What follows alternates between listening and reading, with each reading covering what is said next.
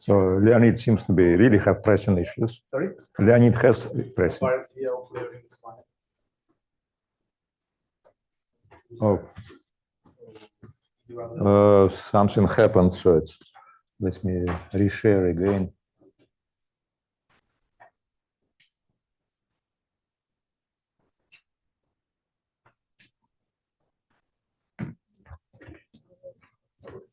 Okay, so it seems to be fine. Okay.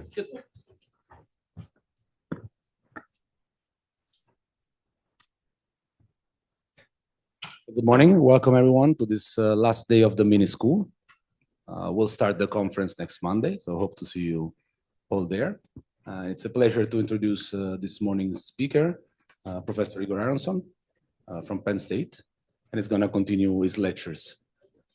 All right, thank you very much. The first lecture, I motivated the system of equations which would describe the dynamics of migrating eukaryotic cells.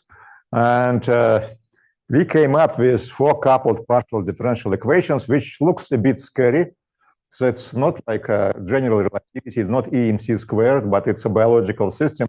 And the point is that I derived these equations, I will not change them. So let's see how far we can get. So it's the first equation is, okay, so the field institute, very conservative. This uses a pointer. This actually, they don't have a pointer. They say many professors use this as a pointer. Don't be scared. I use it only for pointing. So it's okay. So the first equation is equation for the order parameter, which parameterizes the cell shape. So as I told you that this mini school about free boundary problems, which is really a great thing to have. You can do a lot of math around it. You can, but it's really bad for computing. So it's if you want to investigate dynamics of moving boundary, it's really a very complicated algorithm, and it's not really easy to make it parallel. And computation is not very efficient, and you need to remesh the boundary all the time. So from this point of view, phase field is much more convenient. And it easily can be extended in 3 dimensions and multiple cells. Second equation describes proportional machinery of the cell, which is expressed in the polarization average density of orientation of actin filaments, AP. And this term stipulates that growth factor is expressed at the front of the cell, where the gradient of rho is maximal. With B proportional to the polymerization rate, and this is the degradation rate of actin orientation. And these 2 terms are just needed to keep polarization inside. This term, equation describes the dynamics of adhesion, which is another complicated thing happening inside the cell. So in order to propel on the surface, cells have to attach. Imagine that you stay on extremely slippery skating rink. If you don't have skates, you can't move, right? You will slip. Okay, so this is preventing slipping. And this term describes, and adhesion is a complicated process by itself, not really well understood either. So it requires formation of temporary adhesive bonds between substrate, which could be extracellular matrix, or could be some synthetic substrates, and the cell itself, cell membrane, and it's achieved via formation of integrin bonds. And okay, this term describes the dynamics of adhesion. So adhesion can happen only between actin filaments and the substrate, and actin filaments expressed as P. This describes collective effect. If you have more adhesive bonds, next bond is formed more easily, because if you have just few adhesive bonds, the membrane oscillates, fluctuates, and it's hard to attach. But if you have several, the next bond more easily will form. So this term describes breaking adhesive bonds due to deformation of the substrate. It's like a spring which you stretch, and U is the displacement. And this term is used to saturate the density of adhesive bonds. Otherwise, it go to infinity. And the last term it describes the deformation of the substrate, and this U is the displacement, and T is the traction which cell exerts on the substrate. And this constraint makes system non-local. It's needed to preserve the mass of the cell. So if you don't have it, cell either shrinks or expands indefinitely. So this constraint introduces approximate conservation of the contact area of the cell. Okay, in the rest of this lecture, I will just solve this equation mostly numerically, of course, and extend it in 3 dimensions. Yes? How is U related to the other variables? So, okay, so U is the displacement of substrate. And, okay, so you need to solve this equation. So you can solve this equation, or you can solve more general equation like elastic. So we assume that substrate is linear with void Kelvin viscoelastic material. Okay. Okay, so the system is a bit messy, and when we started to work on it, so we developed a GPU algorithm. Actually, I wrote it myself, first one.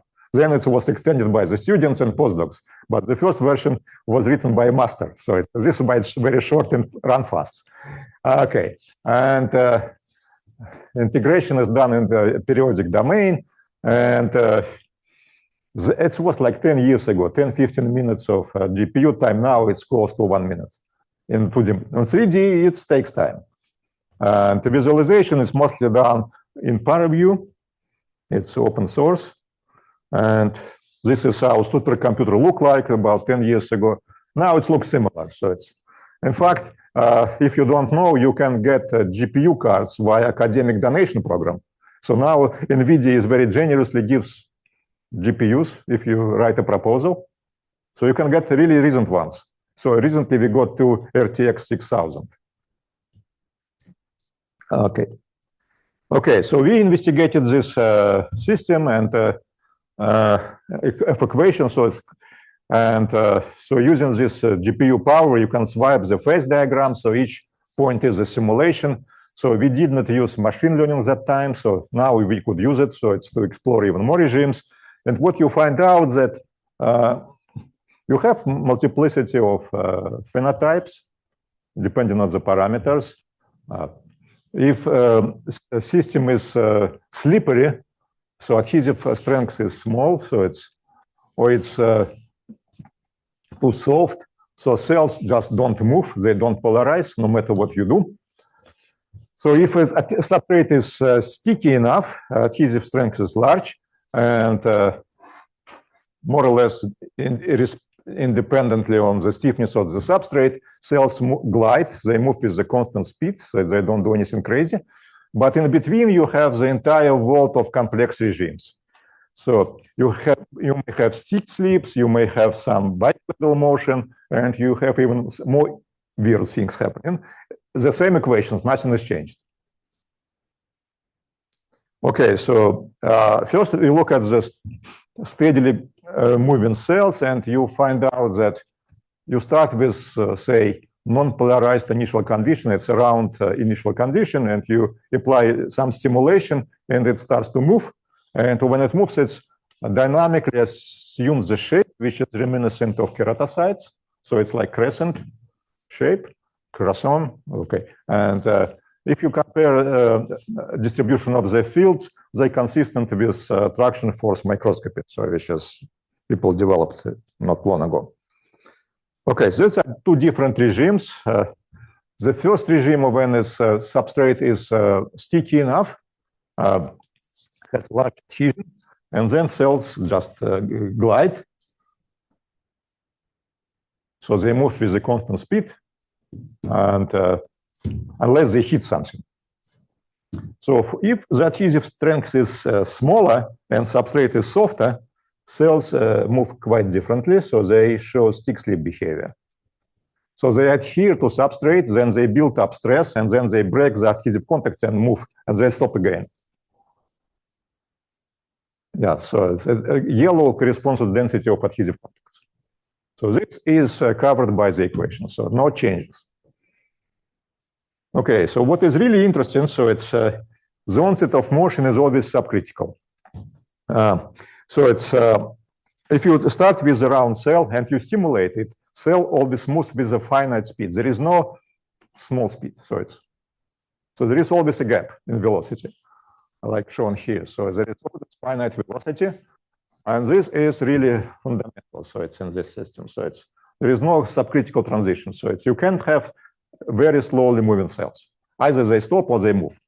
And because my handwriting is really bad, I will not write. You can make some simple analysis, relatively simple analysis. You can assume that the shape of the cell is like fixed and make some approximation of the system of equations. So you can derive a normalized velocity of the cell as function of this parameter, which is like a propulsion strength. And you always find that there is a subcritical bifurcation. So you can do it from some simplified analysis as shown here, which is consistent with the solution of the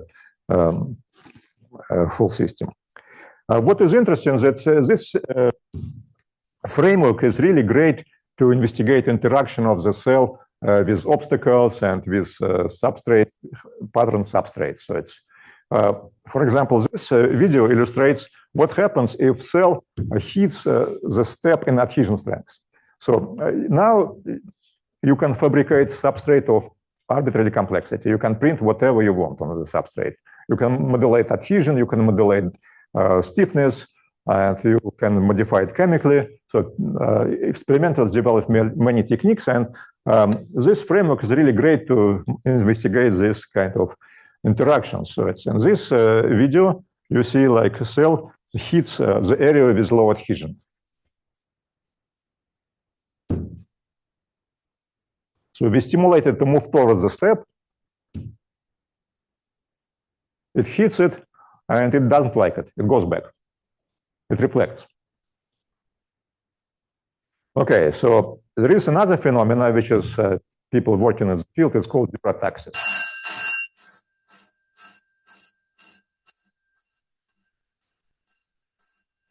Is it evacuation order or what?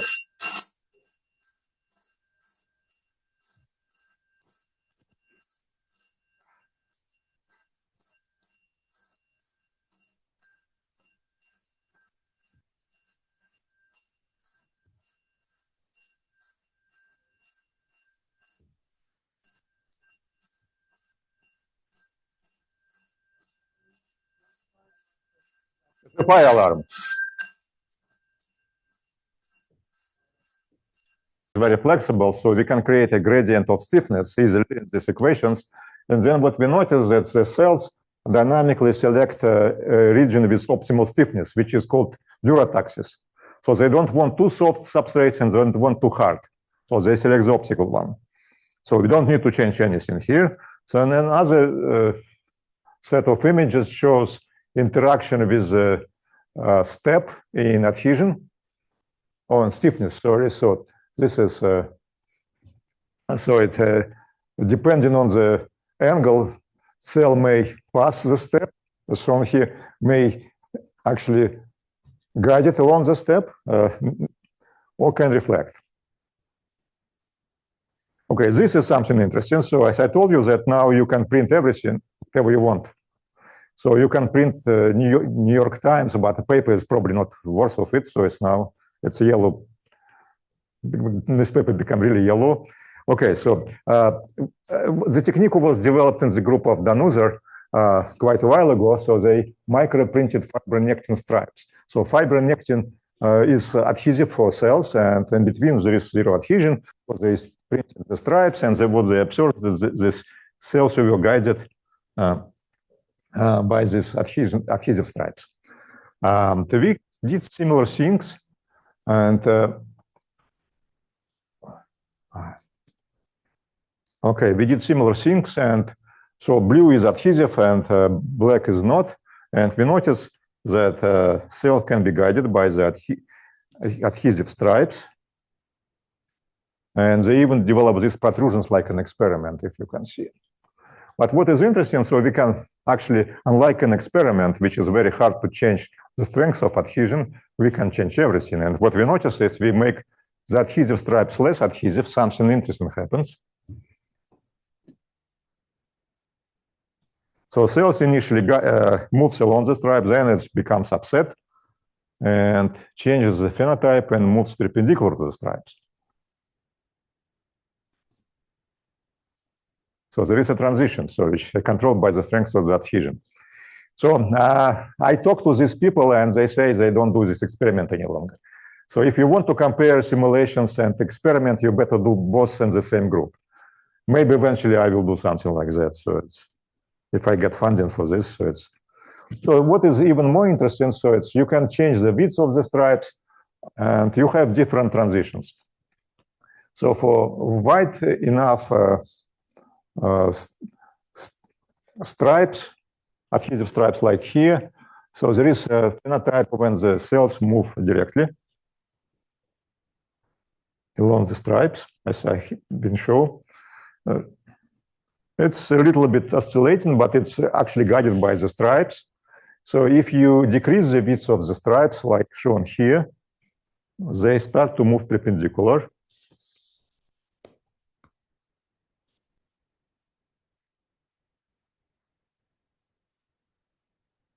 So it oscillates and then it becomes to move perpendicular. And if it decreases width even further, make very thin, there is another phenotype transition. So it's cell actually attaches only to two stripes, like and moves like on rails. So the cell really wants to optimize. Yes. No, A is fixed here, but we change the width of the stripes. Yes, right. Yeah, you can see it's also if you change A. Yeah, okay. It depends on many parameters, so it's hard to say. But we fix some A and we change it a little bit, so it's 2 times, and then it moves perpendicular. So this is something really interesting. So by changing the width of the stripe, actually you can control the phenotype of the cell.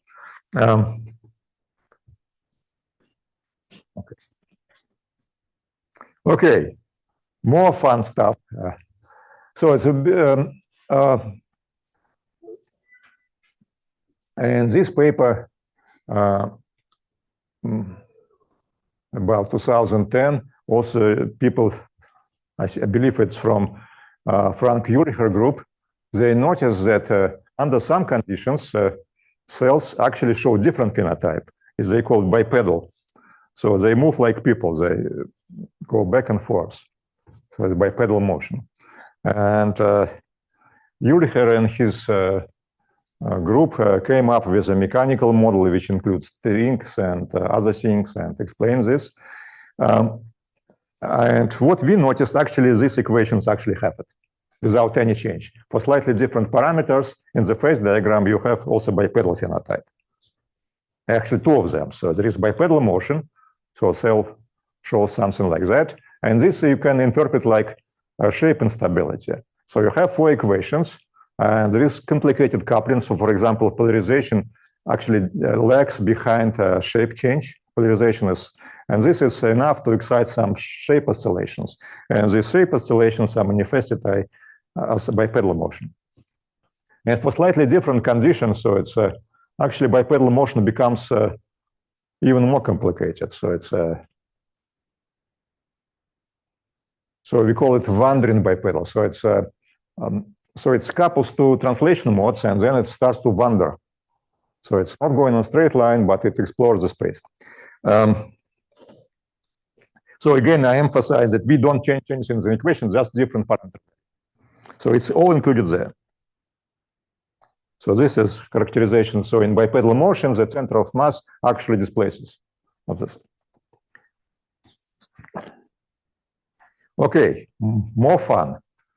So it appears that the phenotype, this keratocyte phenotype, when cell moves on straight line when it's stimulated, actually is not unique. More recent investigations from a group of Alex Verkhovsky in Lausanne, they have found that there are more interesting things happening. So it's so they did experiments with fish keratocytes, and depending on the time when they were extracted after fertilization, so if it's 2 days after fertilization, they observed this kind of phenotype when cells move on straight line. But if they extracted them after 4 days, they observed something totally different. So they observed these things. So that's a transition to different phenotype when cells may have multiple protrusions. And what is remarkable, so that's they don't do it for a long time. It's only temporary phenotype, so they rotate, and then after some time, they actually change phenotype to migrating one and just migrate. So you can see that, yes, so they rotate for a few times and then start to move. And this transition appears to be supercritical. So it's so cell actually discovers a way to begin to move. They don't need any stimulation. They just do something weird for some time, and then they transition to migrating phenotype. So okay, something like that. And they came with some biological explanation, but basically they say that it's cell age dynamics, so some coupling between cell shape and activity inside. So we spent like 2 months trying to come up with a physical mechanism which explains that happens to be that our equation do it out of the box, just for different parameter values. So they do it exactly the same equation which I showed you, but for slightly higher propulsion force. So it's this was one of the surprising discovery. So you just need to increase the amplitude of propulsion force. For example, more mature cells may have more dense actin network, for example, and we reproduced all these phenotypes. So these are phenotypes which we observed. So we observed this one rotating protrusion and transition to migrating phenotype, 2 rotating protrusions, and contra-rotating. So it looks like the internal dynamics of the cell is extremely rich. So this is the phase diagram again. So we have several phenotypes. Polarized means that moves with constant speed. And then we have single wave, 2 waves, and many others. So it's no change in equation. Okay, so let me show you a few. So this is one protrusion, which, no, it's 2 protrusions, sorry. So it does something weird, and then it translates. So again, so it's here, onset of motion is supercritical formally. So it's you don't stimulate cells at all. Okay, this is contra-rotating protrusions. So this is excitation of surface modes on.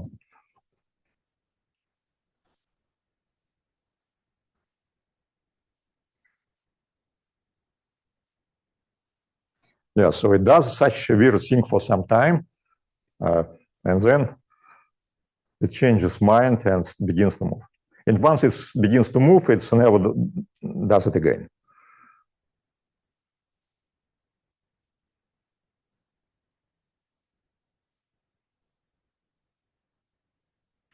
Okay, this is similar what Alex Verkovsky observed in his experiment, at least on quality of level. So you see cells do something weird and then they move directly.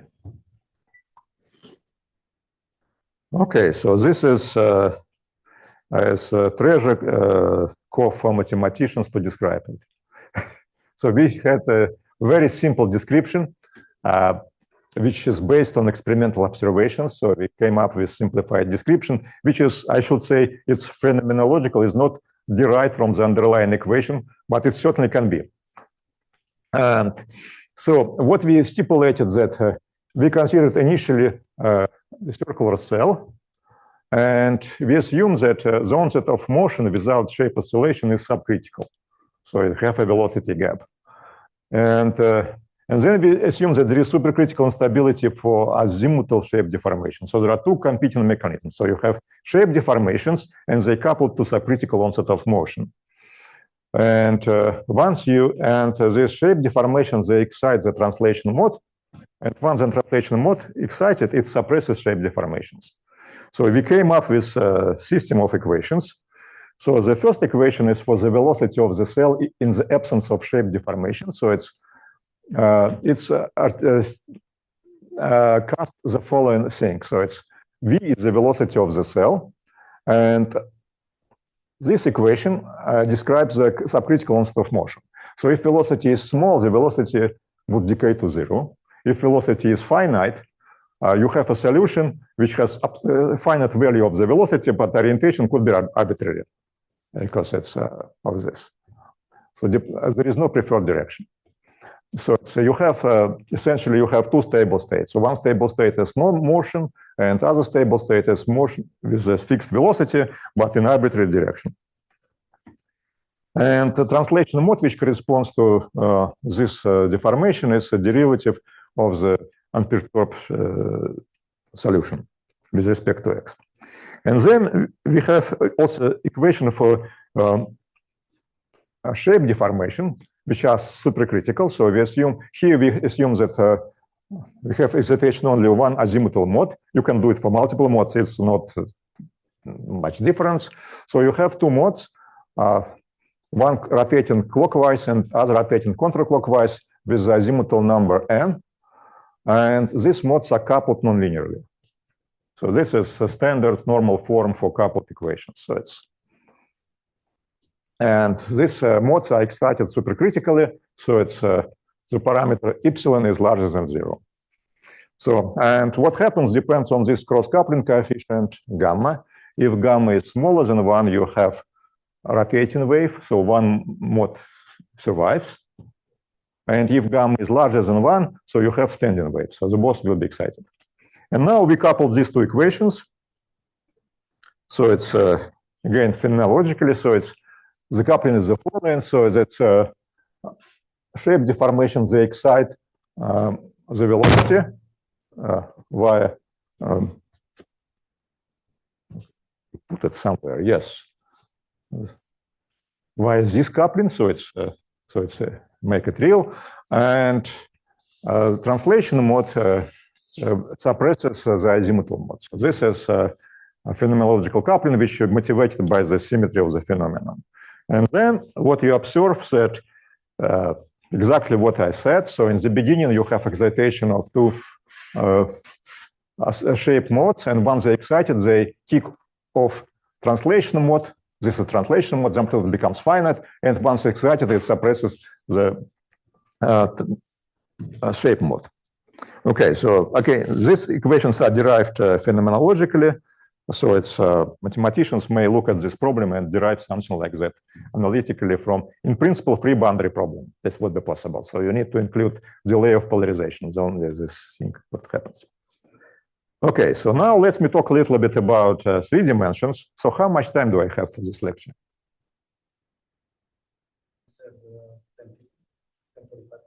Okay.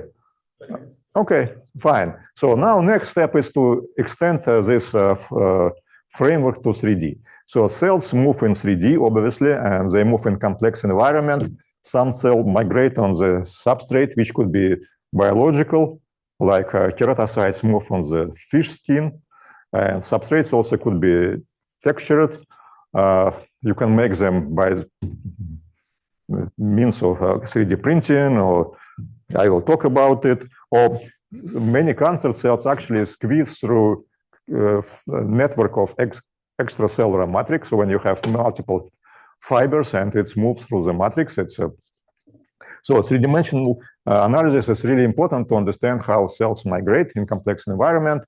And I think one of the first papers came from the group of Michael Cates, and they used active gel theory. This is not really motivated by any biology, so it's a phenomenological theory which couples like some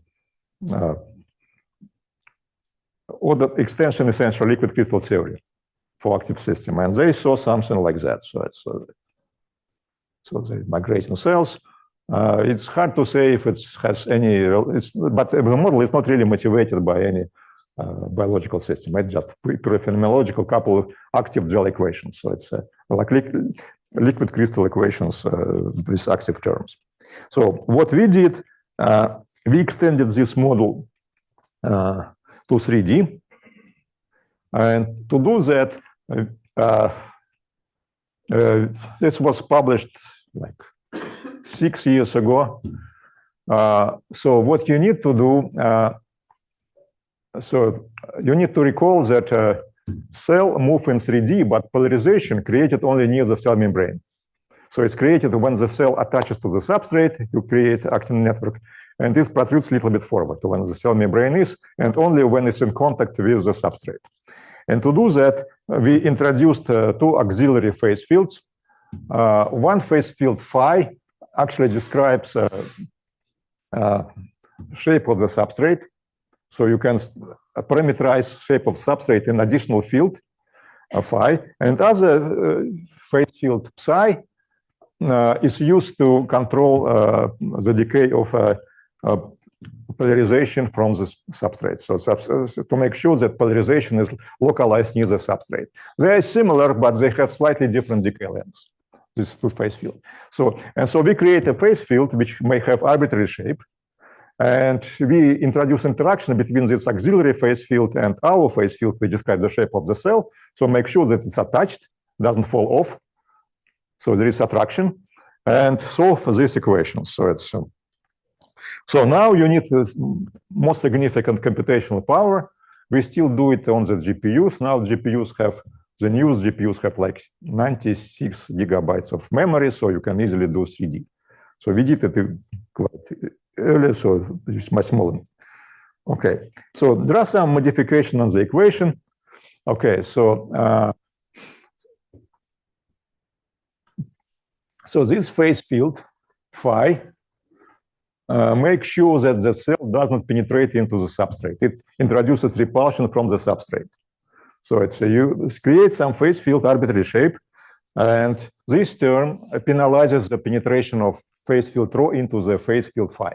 So this repulsion term. And this phase field phi psi localizes polarization near the substrate. So this is, we use two biological observations to introduce this interaction. And we also assume that polarization could be oriented at some angle with respect to substrate and introduce the projection operator. So, but otherwise, the model is very similar. And if you use flat substrate, so you have polarization sticking out as supposed to be. And we observe many interesting things in 3 dimensions. So for example, we observe the bistability. For example, if you stimulate the cells moving inside the slit, it may attach to one surface or may attach to two surfaces, and you have a hysteresis. Or the cell can move inside the capillary or move on the top of it. And it also may change the phenotype depending on that. So this form of the substrate is parameterized by this auxiliary phase field. Okay, I should say that this phase field we assume to be incompressible.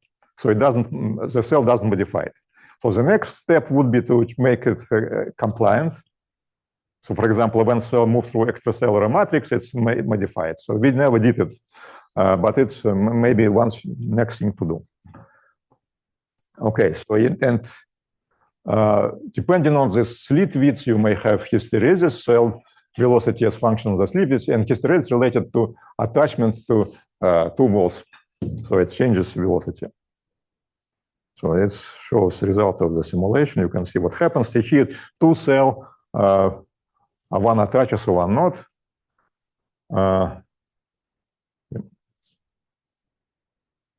And they have different phenotype.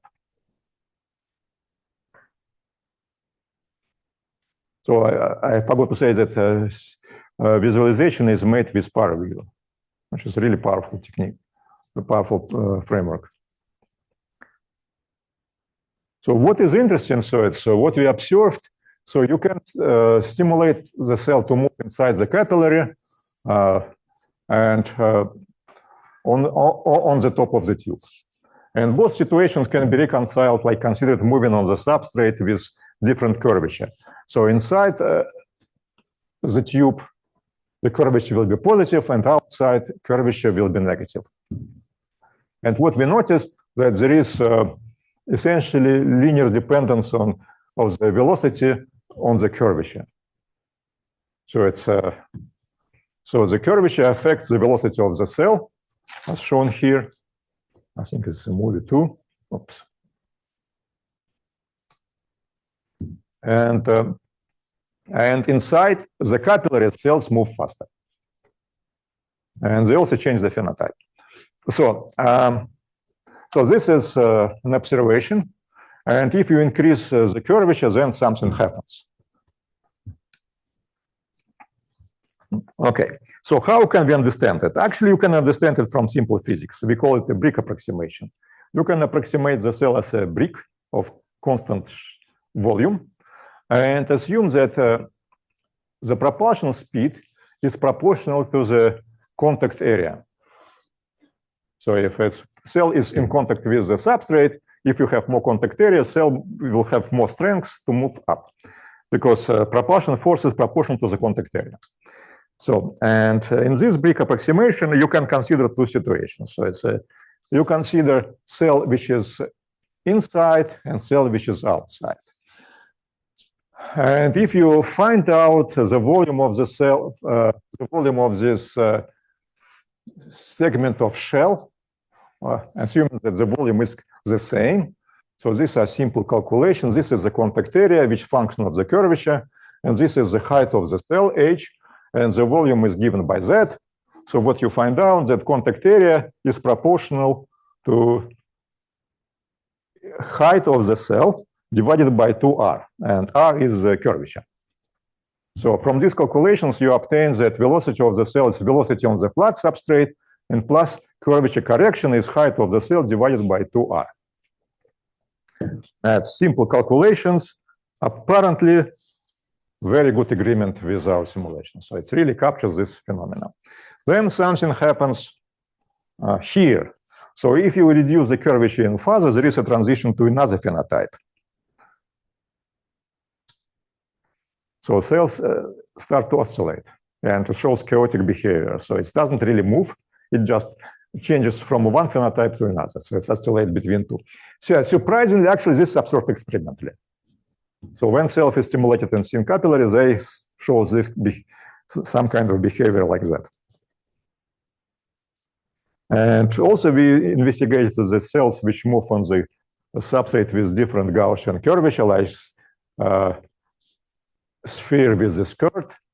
And depending on the curvature, cell either rotate around the skirt or got stuck on the top of it. So here, experiments from Alex Verkhovsky group, and he said that when cell moves over the bump, it grows the tail. And it happens here too. So here is the bump, and you see that when cell goes over the bump, it's the tail of cell is expanded. Because of adhesion, it pulls out the tail of the cell. You also may have topological guidance. What I told you in the beginning was guidance by adhesion, but adhesive substrates are great, but they are not very robust because they decay. So now people learn how to manufacture mechanical features on the substrate, mostly by two-photon lithography. And so you can print different ridges. And depending on the depth of the ridges, cells can be guided along the ridges or perpendicular to the ridges. And this is more recent work with a group of Wolfgang Klozert.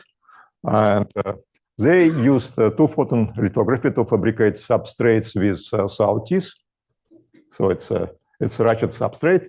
And what they observed that depending on the height of the substrate of the sawteeth, cells either move up sawteeth or for larger height, they move backward. So there is a transition.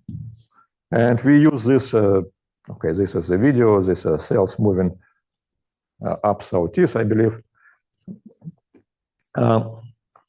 So this is the sawteeth, and this sawteeth, it's about maximal height, they had 24 nanometers. So it's done with 3D printing for two-photon lithography.